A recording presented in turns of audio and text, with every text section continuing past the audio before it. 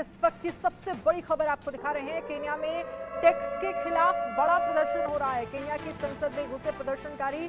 Kenya की संसद के आसपास फायरिंग, आगजनी का मामला भी सामने आया है। देखिए, ये तस्वीरें हम आपको केन्या की दिखा रहे हैं, जहां पर संसद के आसपास फायरिंग की गई, आगजनी की गई। दरअसल लोग टैक्स को लेकर प्रदर्शन कर रहे हैं, टैक्स से परेशान हैं। केन्या में टैक्स के खिलाफ बड़ा प्रदर्शन देखिए किया जा रहा है। तो केन्या की संसद के आसपास आगजनी हुई है। प्रदर्शनकारियां जो हैं वो केन्या की संसद में घुसे हैं। केन्या की संसद के आसपास फायरिंग और आगजनी का मामला भी सामने आया है। ऐसे में वहां का जो पुलिस प्रशासन है वो प्रदर्शनकारियों को शांत कराने की कोशिश कर रहा है। तो केन्या से इस वक्त की सबसे बड़ी खबर आपको दिखा रहे हैं, जहां पर केन्या में टैक्स के खिलाफ ये बड़ा प्रदर्शन किया जा रहा है। देखिए, सड़कों पर पैम्फलेट लिए प्रदर्शनकारी आपको तस्वीरों में नजर आ रहे होंगे। केन्या की विधायिका में घुसने की कोशिश कर रहे प्रदर्शनकारियों पर पुलिस ने गोलीबारी भी की है, जिसमें कम से कम 5 प्रदर्शनकारियों की मौत हो गई है। दर्जनों घायल बताए जा रहे हैं और संसद भवन के कुछ हिस्सों में आग लगा दी गई है, जबकि अंदर के सांसदों ने टैक्स बढ़ाने के लिए कानून पारित किया। अराजक दृश्यों में प्रदर्शनकारियों ने पुलिस पर हमला किया और संसद परिसर में घुसने की कोशिश की। उन्हें खदेड़ दिया गया। अंदर से आग की लपटें निकलती हुई देखी जा सकती हैं। वो तस्वीरें भी हम आपको दिखा रहे हैं। आंसू गैस और पानी की बौछार से भीड़ को तितर-बितर करने के लिए कोशिश की गई, लेकिन विफल रहने के बाद पुलिस ने गोलीबारी की। रॉयटर्स के एक पत्रकार ने संसद के बाहर कम से कम 5 प्रदर्शनकारियों के शवों की गिनती की है।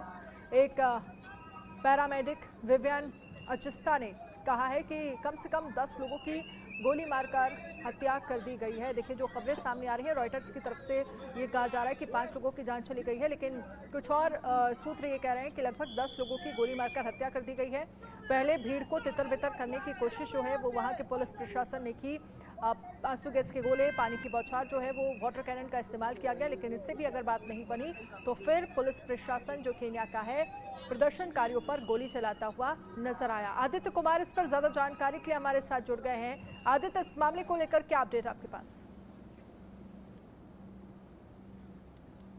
जी बताऊं आपको कि अभी तक जो है मारे जाने की जो खबर है, जिन लोगों के, उन 10 प्रदर्शनकारियों के मारे जाने की खबर है। और ये जो पूरा मामला है, ये टैक्स बढ़ाने को लेकर के जो विधेयक पास किया गया था उसको लेकर के है। अभी पुलिस हालांकि जो जितने भी वहाँ पे जो पब्लिक प्लेसेज हैं, या बस स्टॉप है, या रेलवे स्टेशन हैं, या एयरपोर्ट्स हैं, नैरोबी का जो एयरपोर्ट है, सब पे जाँच अभियान चला रही है, चेकिंग की जा रही है कि किसी तरीके से कोई उपद्रवी जो है, क्योंकि दूसरे शहरों से जो है नैरोबी पहुँच रहे हैं उपद्रवी और हजारों की संख्या में है, उन सबको कंट्रोल करने के लिए जो है पूरी कोशिश की जा रही है। जिस तरीके से घटना हुई, जिस तरीके से संसद भवन तक जाने की कोशिश की गई, यहाँ तक कि ये भी स्थिति रही कि आग लगाने की भी कोशिश की गई।